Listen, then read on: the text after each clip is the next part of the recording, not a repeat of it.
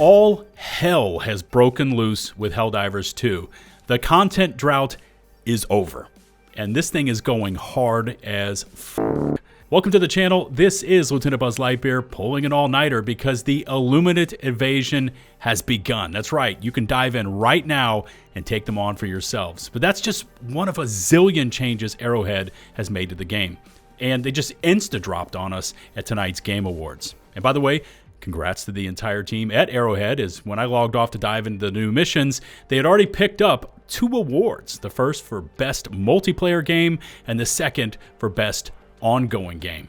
Now this one is going to take a while because there's just so much going on, including this new trailer footage you see in the background for Omens of Tyranny. And man, it's just been a crazy night overall, but here we go.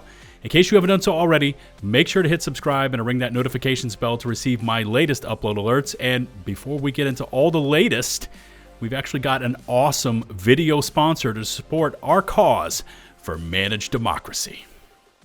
Today's video is sponsored by Path of Exile 2, a next-generation action RPG created by Grinding Gear Games and currently in early access on Steam, Epic Games, PlayStation 5, and Series X and S. I tend to stick to FPS and third-person action shooters, but Path of Exile 2 has something special, and it's definitely roped me in with its incredibly immersive and fully fleshed out campaign, unique boss encounters, beautiful graphics, and a dual specialization passive skill tree with over 1,500 skills to completely customize your gameplay experience. If you're a player that wants depth, this game has it. There are currently 6 unique playable characters, which is going to double on full release. Never any pay-to-win mechanics, and there's even couch co-op and cross-play. No wonder it's reached 1 million early access redemptions. Seriously, I did not have Path of Exile 2 on my bingo card, but I'm now over 20 hours into my mercenary playthrough, and I'm enjoying each shot fired. So check in the video description for my link to pick up the Path of Exile 2 Early Access Supporter Pack. $30 gets you in immediately, so you can start crushing some PoE 2 today. Just continuing on with PoE 2 for a moment, I've actually been rocking that in my free time and have now made it up to Act 3 with my mercenary. I never play RPGs, or at least I haven't since the OG Diablo released, but PoE 2 is really well done. I'm not going to be posting it to the channel, but I wanted to let you know it has my seal of approval. Okay, so when you relog into Helldivers, all hell is of course breaking loose, and you've got these new LibCon alerts coming in. This one says all units to LibCon 1, Planet Calypso under attack, all Helldivers ordered to Calypso immediately, Illuminate signatures reported. And also, just so you know, the DSS seems to have suffered multiple catastrophic failures, with sabotage being suspected, so it is completely locked down while undergoing security screenings and repair. So it's just us, like it was in the old days. Now, as you can see, Calypso is just going nuclear right now, as there are currently over 123,000 divers. Man, it's been forever since I've seen that many divers all in one spot. And they're all there fighting for democracy at 11 p.m. Eastern Standard Time on a Thursday night, pushing Helldivers 2 back into the Steam top 15 most played games with over 101,000 players currently on PC alone. And as you watch the footage I just recorded in the background, you'll see exactly why. All right, so at this point, quick recap for you. We've got a new MO to go head-to-head with the Illuminate. That's right, they are live in the game. We've got this incredible new Omens of Tyranny trailer. And what else could Arrowhead actually throw in here? I know. How about a mountain of patch changes as well? And before I forget, the patch itself was 5.2 gigs in size for me on PC. So this includes a massive amount of changes. And of course, what we've all been wanting, new content. Before we dive into the patch notes themselves, the nitty-gritty, the ones and zeros, the X's and O's of everything that's been altered and changed in the game, let's take a look at the write-up for Omens of Tyranny. Here's what it says. The Illuminates are back, and with them, a new wave of terror threatens our democracy. After nearly a century of relative peace, these technologically advanced enemies have returned. The Illuminate are conducting mysterious invasions across the galaxy, seizing our colonies and converting our citizens. You're going to see these. They're like these zombie thralls. They are fun to go up against. These staging attacks and Illuminate disappearances are too precise and elusive to suggest a full-scale planetary conquest, but their methods and intentions remain a dire enigma. Here's what they say about the new faction. Missing for almost a century, that's a repeat, the Illuminate will challenge our recruits more than the other factions they have faced. They are advanced, highly intelligent beings wielding powerful tech that appears to average citizens like a kind of dark magic. The Illuminate have seemingly emerged from the singularity created by the destruction of Meridia. So finally we see how that is brought into the lore of the game. Even though we don't know the true origins of the invasion, we have no choice now but to suppress 3 factions and the Galactic War. Here also they discuss the new mission types. That's right, you get new biomes to fight in, and these are fun. Omens of Tyranny is bringing the fight into the streets with new mission areas inside Super Earth's mini colonies. But it won't be easy.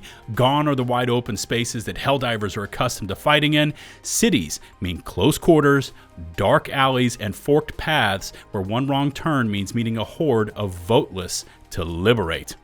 And finally, the third major change is we get a vehicle. It's called the FRV.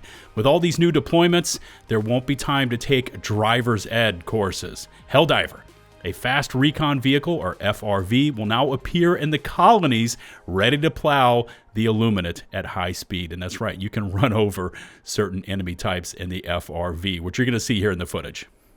Next up are the general changes, and it really looks like Arrowhead has taken their time and has been cooking with the Omens of Tyranny expansion, and I'm comfortable calling that this is definitely an expansion. This is new content. So on top of the fact that we get the Illuminate to fight against and these new city biomes and a new vehicle to drive around in, there's just a lot of base changes to the game, starting off with exploding barrels. I'm not going to read through the whole thing, but just watch out for these because exploding barrels now do a lot more explodey, and they will drop you in a heartbeat and catch you on fire. Now, also, there were primary weapon changes. Let's get into these. First off is the Breaker Spray and Pray. They improved the ergonomics from 25 to 50, so they doubled it. On the sidearms, the Plaz 15 Loyalist starting mags increased from 2 to 3, so you pick up 1.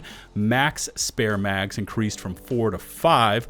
Also, the Bushwhacker reload duration decreased from 3 to 2.5 seconds. Now, in terms of throwables, the gas grenade demolition strength increased from 10 to 30, so they tripled it, and the G10 incendiary grenade increased the fire duration. They've also made 2 changes to support weapons, starting off with the airburst rocket launcher. Much like with the autocannon, it now has alternate ammo. They say the new weapon function, in addition to the existing flak projectiles, players can now switch to cluster munition projectiles. Cluster projectiles detonate based on a timer, not a proximity trigger. It says both modes deploy the same number of bombs with the following differences. Flak projectiles and bombs work the same as before. Cluster munition bombs have a short arming time. Cluster munition bombs do not have detonation timers. So, alternate ammo now for the airburst rocket launcher. Also, the Laz laser cannon. Max spare mags increased from 1 to 2 and decreased heat buildup when firing by 20%. Laser cannon was already strong. Now we get additional ammo, and it doesn't heat up as fast, and so it's even better now. Arrowhead has also gone in and buffed 4 of our boosters. Listen to this. Flexible reinforcement budget. Increase the bonus gained by the flex reinforcement budget booster by 150%. Also, expert extraction pilot. Increase the bonus gained by 100%. Muscle enhancement. Increase the bonus gained by 40%, and motivational shock increased the bonus gained by 100%. How about armor passives? Well, there was one change made here to peak physique. Listen to this one. Increase the melee damage bonus gained by the peak physique armor passive by 100%. And for all of you divers out there that love rocking the backpacks, listen to this one. It says the Lift 850 jump pack can now aim while airborne, can now stem while airborne, and the combination of flames and fast forward momentum in flight can have unexpectedly heated results. So aim responsibly. Those are huge changes. You can now aim while airborne, and you can stem also while in the air. GG's, Arrowhead. Those are two awesome changes.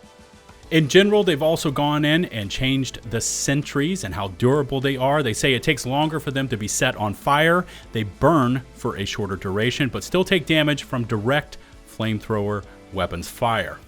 And for all you mech divers out there were some massive changes made to both the models, the Emancipator and the Patriot. Here's what they say.